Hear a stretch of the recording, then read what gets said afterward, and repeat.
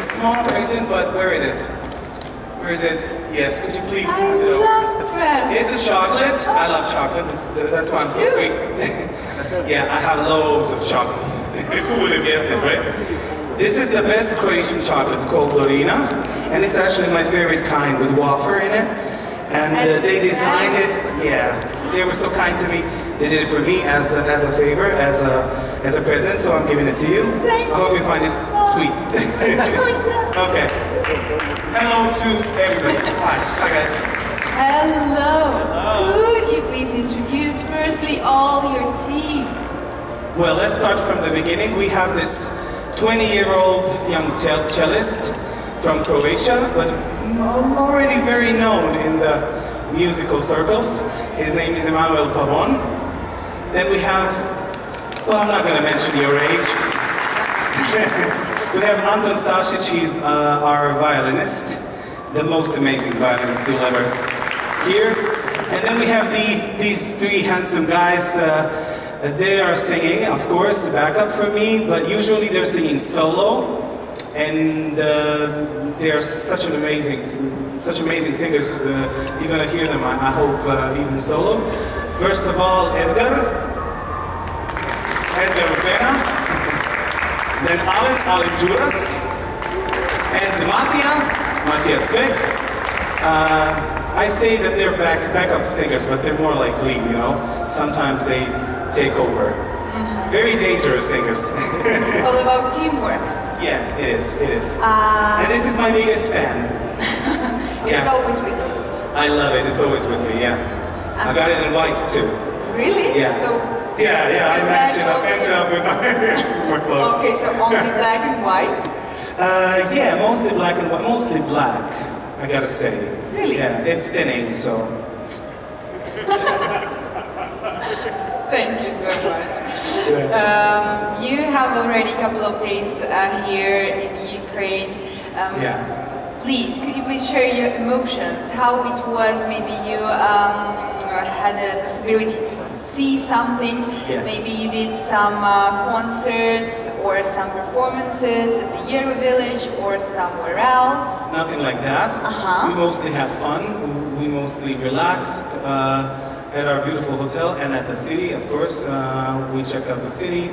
The guys have been out pretty late these days. I'm not mad, you know, as long as they can sing, they can have their party if they want. I didn't have as much party as they did, I have to say, but it was still very fun, you know. I find Ukraine to be very friendly. And I actually I see a lot of similarity to Croatia. So although Croatia is a lot smaller, I see a lot of, you know, I feel the same vibe, kind of. You like being at home? Yeah, actually I do, and thanks for that. Thanks a lot. Pleasure to hear it. Yeah. Okay, does it feel like being at home on this stage? It's starting to feel like home, you know, we're not quite home yet. There's still a lot of stuff, a lot of details that I need to take care of. While we were just recently in the viewing room, I noticed a lot of things that I do wrong. And the guys, for example, you know, looking at the wrong camera at the wrong time, not smiling where I'm supposed to smile, you know. And but you know, I'm getting there. So we came up to the guys, and they were all the production. They all were worried about what they didn't do right, maybe, and I said, no, the problem is not in you, it's in me, it's in us, so we have to improve. But the production is really, really good. They changed everything that we needed to change from the first rehearsal. They improved, and they are just amazing. We love them. Cool. We gave them chocolate too. Wow. Yeah. I'm not the only one. Oh, come on, honey. You'll get more afterwards. We had a truck of chocolates for you. Okay, what should be done so that you could feel like at home at this stage? Like the most important thing, the most weakest point of your performance. What should be like very, very improved? I don't think there's anything else you could do production-wise. I think it's on point. I think it has a lot of emotion. I think it has a lot of sense. I think it's very hopeful and colorful and bright, and this is what I wanted in the performance, in the LEDs. So it's just about us getting to be the best that we can possibly be, and that's exactly what we're going to do. Talking about the LED and the visual support, you're smiling because I've heard that your favorite flower is the sunflower, and that's why it is over there, yes? Yes, you heard correct. I wanted these sunflowers, this field of sunflowers so badly. I asked for it like 50 times, and I can Why? say, They didn't want to put it? No, you know, there were so many suggestions regarding, you know, coming from my delegation, coming from the production, and they were all good suggestions. But I was so, you know, I wanted them so bad. Because I like the sunflower, you know, it's always turning towards the sun, it's always turning towards the positive. I like you know, the symbolism of life that it brings on, and I just like the way it looks. It's very vibrant, it's masculine, but it's very beautiful, you know, at the same time. It's very rough and steady, you know, but it's very gentle. So like me, yeah. and I realized 2 weeks ago that actually, I didn't even know that a sunflower was a Ukrainian national flower. I swear to God, I didn't know that. I'm just happy that it, you know, came together like that, with the blue skies and with the field of sunflowers. It actually looks a lot like a Ukrainian flag. I didn't plan on this, it just happened. I swear. And for us, it's such a pleasure because when we see it, it's like, wow! I'm glad you like it because, you know, Ukraine is the host of this competition, and I think you're really brave for doing this massive job, huge job, taking over this huge responsibility in these times which are not so pleasant, you know, for Ukraine. So we know how you feel. We had the same, not the same, but, you know, similar situation 25 years ago in Croatia when there was the war going on, and so this is also, you know, one more reason to say good job to you guys. Can we have a round of applause for Ukraine for doing this? Thank you so much. It's such a pleasure to hear such great feedback from the participants. Thank you so much.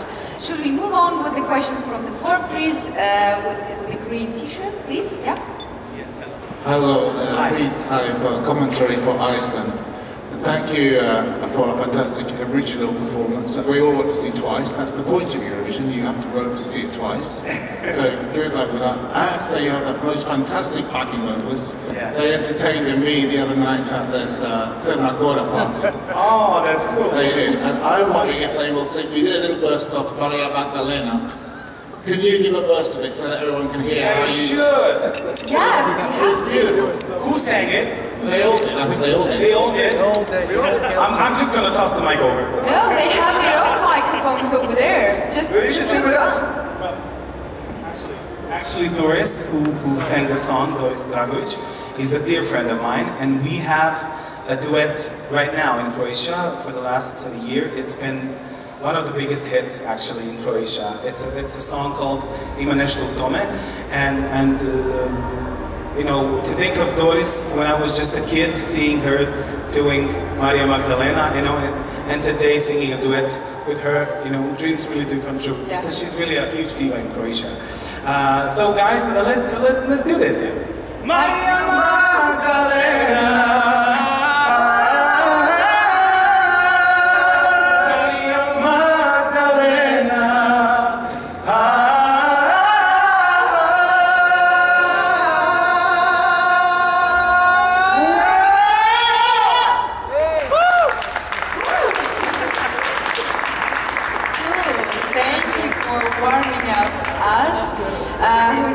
Next, yes, you please. Hi, it's hello. Martijn van der Veen, Eurovision artist in the Netherlands. When I was watching you just a few moments ago at the big screen, I saw that there is a name written on your hand. Yes, two names actually. Two names. I have a glove. I have a silver glove on this hand, but there is a hole in the glove because I didn't want my daughter to feel, you know, left behind. That's my daughter, Sophia. Yeah. And this is my son's name, David. And they're back at home. He's 4 and she's 11. And I miss them terribly. Yeah. Those are the only tattoos I have so far. But I'm planning on, you know, a couple of new ones. I'll tell you in time. Thank you. And by the way, I love the song of Eugene, and I'm in love with the girls representing Netherlands. I said this to them in front of their father yesterday at the hotel. I said, I'm in love with you, I'm in love with you, and I'm in love with you. Because I always fall in love with talent. I think it's crazy how good they sing, and I'm a big fan. Yeah, they're amazing. Good for you to have them. Thank you so much. Who's going to be next? Yes, you please, in the very first row. Could you please stand up so the girls can see you? Hi, Jacques. Hi. Thank you for coming to Kiev. I think you were born to be a singer. I think God made you a singer. But can I ask, what is your earliest memory of singing in your house or your neighbourhood or your town? And did your family support your decision to be a singer, or did they want you to take a different career path? Thank you for this question. Yes. I was always like a happy kid, you know, dancing around, singing around, but my parents didn't know that I was talented, you know, they couldn't tell. They are in complete opposite professions, you know, for music, and both of my elder brothers were in sports, you know. So they just thought that I was a happy kid, you know, dancing around, singing. And then one day when I was 7, I just told them I want to go to the music school and I want to play the piano. And they were like, well, what? And why don't you pick something smaller? Like, why do you have to get the piano? It's the most expensive instrument ever. Why not? We don't have the money, yeah. Why don't you take the flute or something? and of course, they took me to the music school for testing. And my mother already bought me a present thinking, you know, I will not get in because, you know, I'm just a happy kid. I'm not talented. How could I be talented? There's no one in our family doing music. And then they got out and they said to my mom, you have a Wunderkind. It's a German word we use in Croatian. And so she was surprised, you know, and this is when I started to study music. But I have to say around 12 or 13, I knew that this was going to be my life. It's pretty early, yes, I know, but I don't know how I knew. I just felt that it was, you know, there was something that I needed to do, not wanted, but needed. So I'm very lucky. Yeah, and I had the full support. Yes, to answer your question, I had the full support. There's a lot of stories when, you know, kids are not supported, you know, by their parents or brothers or friends with their choices. I think it's sad because I think we're all born with a mission that we need to fulfill. And as for my kids, you know, as for them, I really want them to be good people no matter what they do, no matter what choices they make. I will absolutely support them like my parents did support me. I'm very thankful, yeah. I was very lucky. Thank you so much. Yes, please. There in the first row. Dobar dan, Jack. Dobar dan. I'm Patrick from EF12 Eurovision Radio in France. You tried several times to represent Croatia for Eurovision. Last time was in 2011, yeah, where you almost made it. Yeah. Was it a dream for you to be in Eurovision stage for Croatia? Yes, absolutely, it was a dream. Thank you for your question. Yeah, it sounds like a cliche, you know. We all say the same thing. Yes, it's a dream come true. I heard one contestant saying, I'm not sure which one, but one of the 17-year-olds, which are so you know, I love them because, you know, I look at them on stage and I'm thinking, oh my God, how are you so brave, you know, with 17. And one of them said, oh my God, I've been waiting for this night my entire life. And I said, what can I say? I'm 36, you know? I waited 2 lifetimes for this. Yes, I've wanted this ever since I saw Johnny Logan do Hold Me Now in '87 when I was 6. So I wanted this so long. I competed in our national Dora, for the national competition for Eurovision 6 times, but actually just this one time in 2011 I really wanted to go. these first 5 participations were like, you know, promoting my songs. I didn't even think, I was too young to think about winning it or something like that. But I came in second, you know, and I guess Destiny wanted me to come in 2017 with this song, and I'm happy. I'm happy, it makes me very happy. Okay, thank you so much. As I can see, we don't have any time to go on.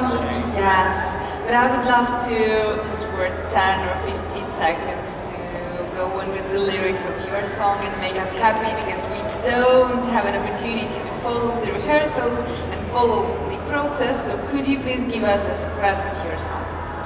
Well, I could maybe refer to the lyrics. A lot of people, you know, ask us, why is it in 2 languages? Why is it in Italian? You know, we wanted to bring 2 different worlds together, 2 different musical genres, opera crossover, kind of a, you know, classical music scene with the pop. Of course, it included, you know, English and the Italian, because Italian is the language of opera. It's the language of love. For me, it's the most musical language ever. The 2 personas, you know, and we wanted to say it's possible to blend anything, you know, like when you're cooking, you know, you put in all different kinds of ingredients, and sometimes it really can turn out really good, you know. You don't expect something sweet to go with something sour, but it does in a weird way. So I think that this song, with its message, you know, which is the pure celebration of life, it falls perfectly in this concept of Eurovision 2017. I was the happiest man on earth when I found out what the creative concept of Eurovision this year was, because, you know, it's actually to celebrate diversity. It's everything our song is about. So it makes me very proud that we had a good feeling, you know, about this song. It says a lot of beautiful things, you know. It says, there's a miracle, my friend, and it happens every day. Hold out your hand, don't let it slip away. It says, don't miss out on any day, you know, because with every new day, with every new sunshine, there's a new possibility, tons of possibilities that you can, you know, take and do something with your life, no matter the obstacle that you are having, you know. Just believe in yourself. I was actually touched by the Paralympic athletes who, you know, do the impossible to us. And sometimes we feel we cannot do this or that, you know. So I myself, you know, I'm a big guy. Someone wouldn't have the courage to step on this big stage, you know. Someone would be thinking, oh my God, am I, you know, I don't look like a star. Like the others. Yeah, could I be, you know. So I've been different all my life, and I didn't let this stop me in my path, because I wanted to chase music, and now I'm living my dreams. So. Great, thank you for your message. You're giving a great example for all your fans. Thank you so much. Thank you so much.